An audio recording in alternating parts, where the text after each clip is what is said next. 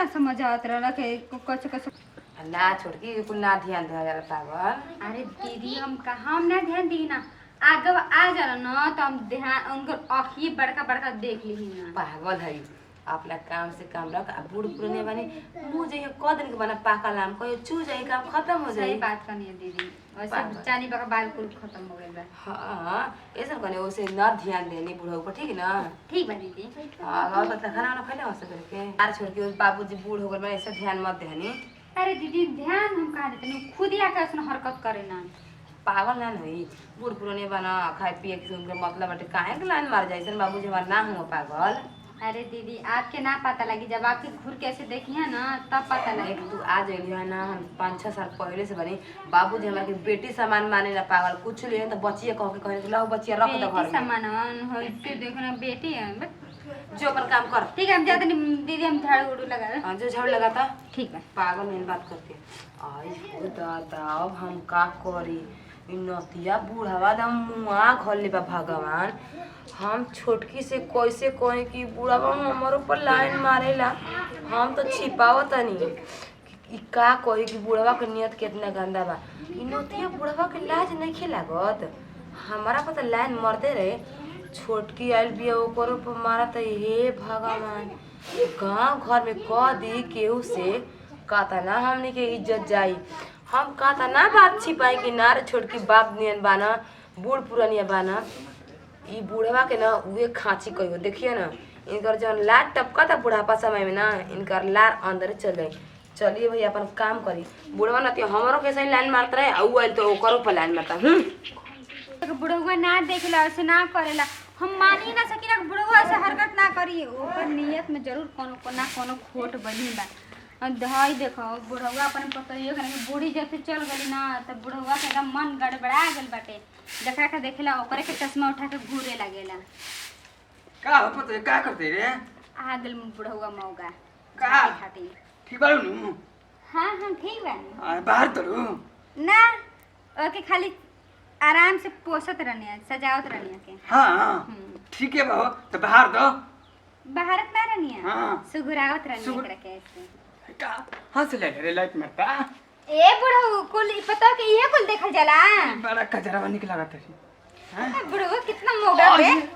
मैंने पूछत न बनी है तनी के दिमाग बा पतो कि ई कुल देखल जाला अब बता दी तो हम न तोरा के लिया के देती रे हैं ना चाहिए हमरा के हमार भतार बना हमरा खातिर लाए खातिर मैंने हम हो लिया देती तो का होती रे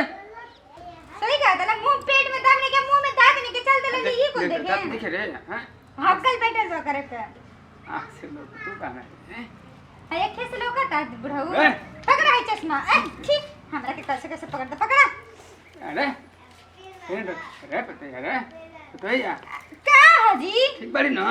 अरे हम ठीक भाई चश्मा लगा रे दादा ना तो कहीं और का पता नहीं का हमरा कैसे छू दिया आई अरे का चल रे हैं अरे पगला गल बनी का पगल 1 ग्राम तो कुल लसाइए जाए हम क्या चल देखा तो ना एकदम पूछा मत पतो तो एकदम एक मर के बिया हो तो खोजल के करिए पतो लुटन बुढ़ावा के नहीं एकदम जी पानी ना होता हो चलो आज लिट्टी लगी लिट्टी या चोखा बनाई बा चुपचाप से खा के सूते के रोज रोज तो दाल सब्जी से मने उजिया गुल बटे आज लिट्टी चोखा लगा के कितना बढ़िया लागेला खाए में हमनी के तो ये बेटर है फिर आइले बैठे देखो ये करते रे का हो भैया कहाँ से लिपटिक ले रे छुए के हाथ ना बोल फोड़ दे चश्मा के शीशा फिर तो कैमरा कॉल देखा बुढ़ा तो गिलास शर्म करब ताला जोज ना हटे हो कब जी ना दी रे हम क्या करते हैं रे पतो बेटी के सामान होली सा तू सब के खोद खोद के का बतियावेला हो दादा का हो रे देखा तनी ना आके शिकायत करत रही हमारा से का कहते रे हमरा बारे में रे हमारे से कहत रही कल 4 गो से कहे लगी ना तो मुहां में करके पोत के गधा पे बैठा के घुमावे लगे गांव वाला मैं वैसे ना हुई रे छुए के मार तो सोठ वाले जान हमरा तो कैसे कहते का होता रे ससुर नहीं तजी को लाज ना हटे लाज कौन के बारे ओकर लिपस्टिक बड़ा निक रहे देखो नहीं इजा को देखा जाला ससुर के कहां से किन के लिए आई रे जान नहीं लिया के बटे हां ले ना दे का तू गली बूढ़ी दे ना देता नहीं लेकिन अरे बूढ़ी के छोड़ा ना गोली ते गोली हम मार दे ससुर ही कॉल से ससुर नहीं रही हम चले जाले अरे ये तो क्या कहते हैं तुम के हम करे आई वो इज्जत हम कहता ना नाम सुने रहनी कि अरे दादा ससुर एगो बाप के मारती समान हो होता हमरा के निकर त तंजी को लाज शरम नहीं के मैं बात ना हो कोई भी करे मेरे जा जा जा सोठवा डाकी आज मुहावा ना ठीक है जा ठीक है बाप जा जा जा जा ले दे पता ना अरे जान तो हुर त मुहावा में हाय देखो अब हमरा क्या करते रे आई हो की इज्जत है भगवान हम का बतलाई हम का त ना छिपाई कि ना रे छोटकी ऐसा ससुर ना हम ऐसे ना करना ई बुढ़वा के लाज शरम कहिया होई हे भगवान का ये बूढ़ी छोड़ के गइलू न के बुढ़वा के हमनी पर लाइन मारे खातिर संगवा संगवा यो चल गए त काहे के दुख रहल है नया नहर कनिया बिया अगर जान जाई कि दीदियों के छेड़त रहा ससुर जाकर नहर में कितना शिकायत करी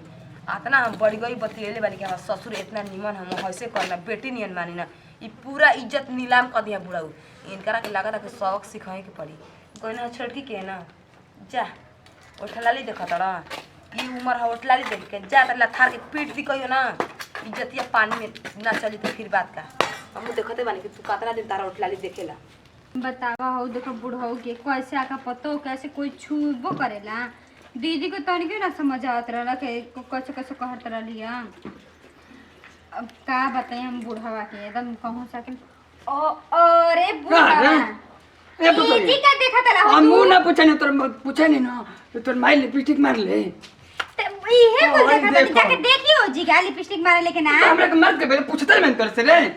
इहे कुल पतो से पूछल जाला कौन कलर के मार ले ललका के लिए के गुलाबी की रे अरे पता नहीं ए हट ना बुढ़ऊ मरत नहीं का हम छेड़े खातिर ओ ये माई कहत से हटावे के हो इतना कम क्या करते रे हे कने कनी रे अरे और वो छुआ ता ओ ये माई तो हमरा के मारत ये हो हां अबे मरले नहीं तो की देखो करबो तो थे उन वाला लिपस्टिक के ना पोछ दे तो कहिया हमरा क्या करते रे बुढ़ावा तू पोछला भाई बड़ा मैं पोछ मरत दे। नहीं के पोछे खातिर मुझे कहते मरद नहीं खे अरे बुढ़ऊ तू इहे कुल देखबे रे पतो ये इहे कुल देखबे सुन का कर रे हाला ना करेला हम गांव घर में हट बुढ़ऊआ हम गांव घर में बता दे गाँव घर में का ससुर बतेला? कसन बटे पतोहिया के छुएला का ई से बुढ़िया मर गइल हिया का की रे का रे पतो ये ई का करते बुढ़ऊ रे एने ओने आज आओ ना रे आओ बुढ़ऊआ आओ